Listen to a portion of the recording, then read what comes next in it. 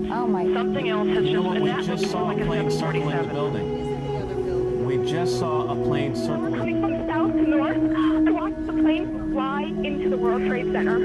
It was a jet. It was a very large plane. It was going south. It went past the Ritz-Carlton Hotel that's being built in Battery Park. It went through right.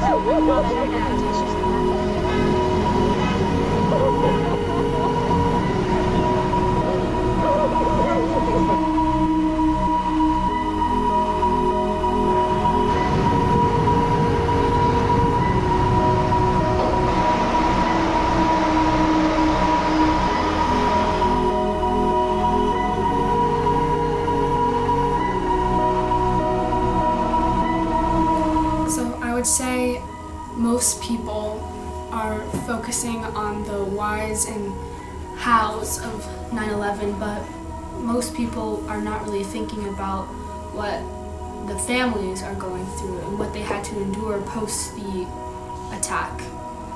Remains were not found, their questions weren't answered. There's so much mystery still about the attack of 9/11, and these families who have lost their loved ones are still thinking every single day, how did they die? What do they have to go through?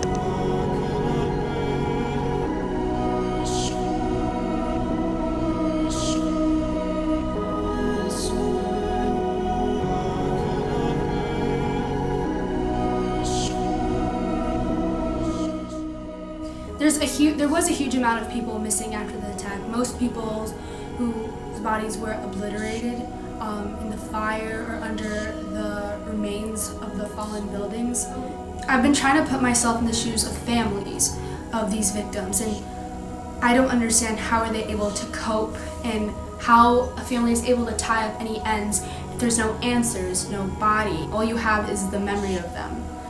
Post 9/11, many of the families, they bonded together and they formed many different types of campaigns where they thought it was their right to know what had happened, and also that it was their right to have any sort of human remains, because after the attack, all of the remains of the 9/11 building was taken to this dump called Fresh Kills Landfill, and everything was there, including all the missing bodies, all the ash, anything that was identifiable to any person who had been missing.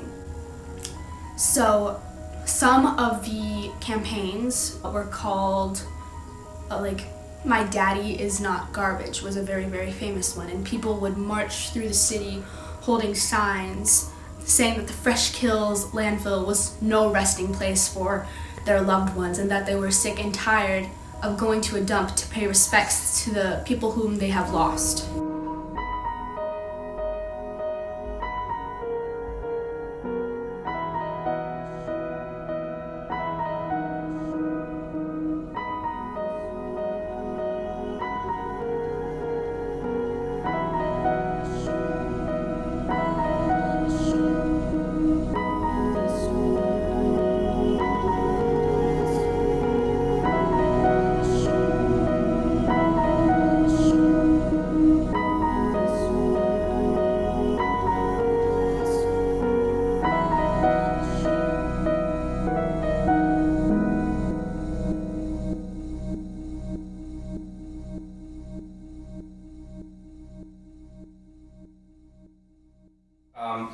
Back in 2001, so I was working for Merrimack College, it's a small Augustinian school north of Boston.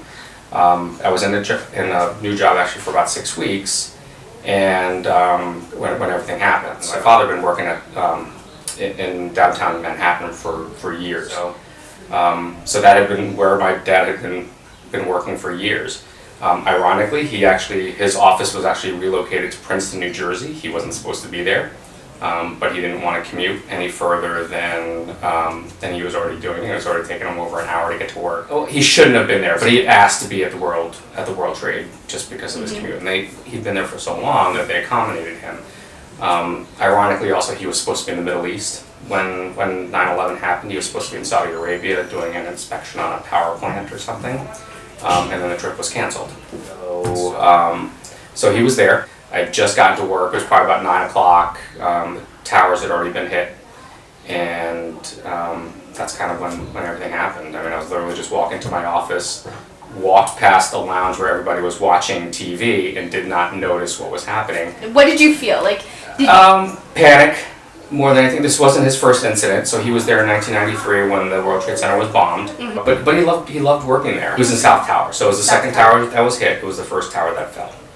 What floor was he? He was on the 91st. 91st. So he was above the impact zone. So my mother was actually on the phone with him because the North Tower was hit first. So he was talking with her, telling her what was happening. He was okay, and he just said, "Hey, something's happening, I gotta go," and then that was it. I had gotten home on September 12th. I didn't go all the way home on September 11th, and when I saw her on September 12th, she was convinced he was gone. We waited probably about 3 weeks before we decided to have a memorial. I'm trying to remember the first time. I don't think I went down to Ground Zero until after they had cleared everything away and they started excavating the area. Because I mean, I've been to the memorial several times. Went to the museum for the first time last summer. My middle brother's been down there several times, but my other two siblings don't really care to go down there, and my mother definitely won't go down there. Is it just because it's... Too traumatic. So there's the repository that's down in the 9/11 museum. So if you remember that big wall with the blue, squares, that's pretty much where I go now to, if I, want to pay my respects. I feel like he's buried there.